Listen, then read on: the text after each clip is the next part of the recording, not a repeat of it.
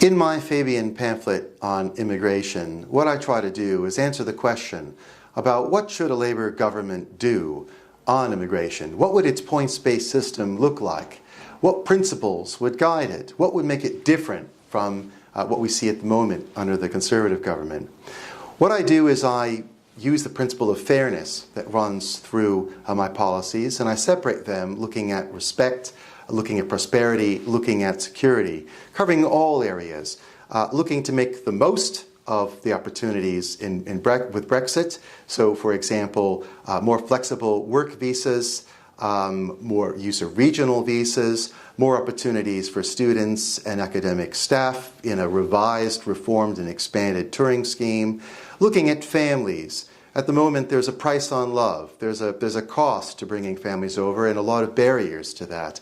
I seek to try to remove those barriers and make a system that is more fair for British citizens across a range of different areas. So my pamphlet looks at all areas of immigration, from entry to removal to visa schemes of all kinds in between. And I give a flavor of some of the ideas that I pick up and advance in the pamphlet. First, looking at prosperity. Here I look at the world of work. I look at study visas. One of the recommendations I have around work is the need for a level playing field. The government's past white papers in the run-up to its immigration legislation talk about possibly giving different deals, different arrangements based on different trade treaties that we might have in the post-Brexit world. I think that shouldn't happen. It's unfair, and we should be maintaining the same standards across as we kind of remake this global Britain.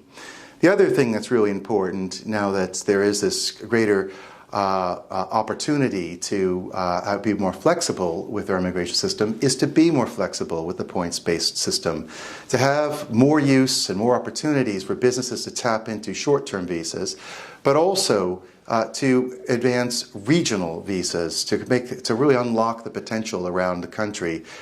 At the moment, immigration visas are just to work and live anywhere in the UK. But some areas need more support than others, and this would be a way of unlocking more of that potential and creating more opportunities. On citizenship, there's an awful lot here as well, and this has been a topic of particular interest to me as someone who is a naturalized British citizen. It's wrong that the citizenship test is like a bad pub quiz, as I've described it, and a test that, for British citizenship, that few British citizens seem able to pass.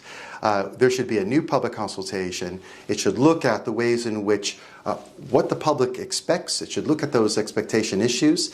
It should also think about a test that is more of a bridge than a barrier, and integrate it more with the citizenship curriculum in the schools. So it shouldn't, information for the citizenship test should be about being a good active citizen. It shouldn't be things that only immigrants are required to know. And I propose a UK Day, a United Kingdom Day. When would it be? It'd be connected to Remembrance Sunday, an important part of the calendar on the weekend where we think about the sacrifices that people have made in helping us be the Britain we are today. But UK Day would be the Bank Holiday Monday immediately following Remembrance Sunday, where we look to the future.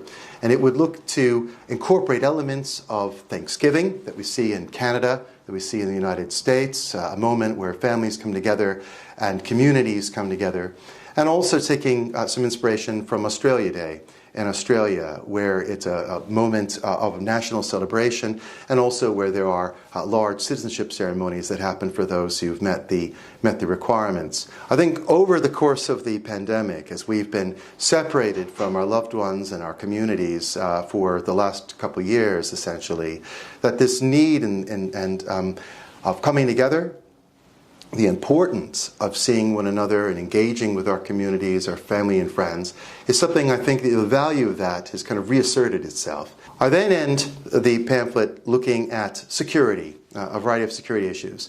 Some of these relate to coming into the country, so I propose a kind of a revised and expanded ESTA-like system like you find in the United States, collecting information for passengers coming through the border. That could be done much better and could be improved than the government currently plans, so I have some proposals on that.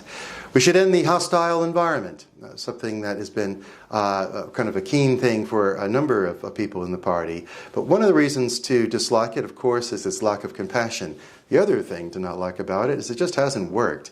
Its ability to kind of identify folks who are in the country unlawfully, residents unlawfully, has not gone very well at all, with many of the checks actually leading to no one being identified and no action taking. It's not only lacking compassion, it's also lacking competence and doesn't do what it says on the tin. And rules like that should be scrapped, and I propose that it is. I also propose some tougher measures, reforming the good character requirements. It goes both too far and maybe not far enough. On the one hand, it goes too far in that any parking penalties, parking fines, speeding tickets, can count against someone getting permanent residency or citizenship. I think that's a step too far.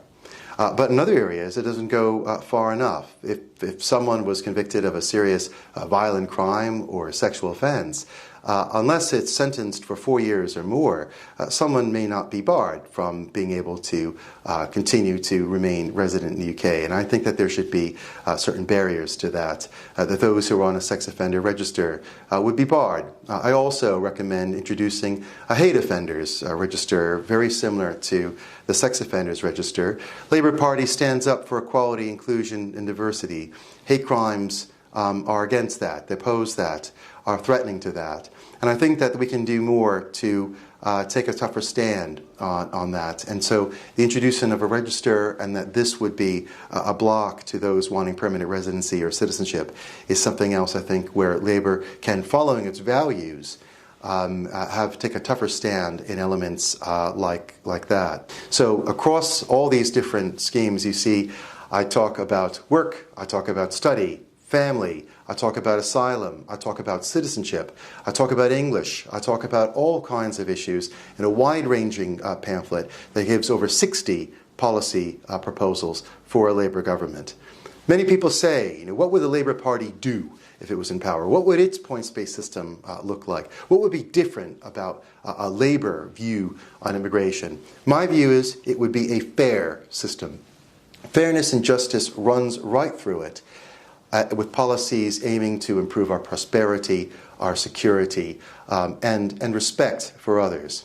And this pamphlet, I hope, is a blueprint for what that system might look like that a Labour Party can adopt.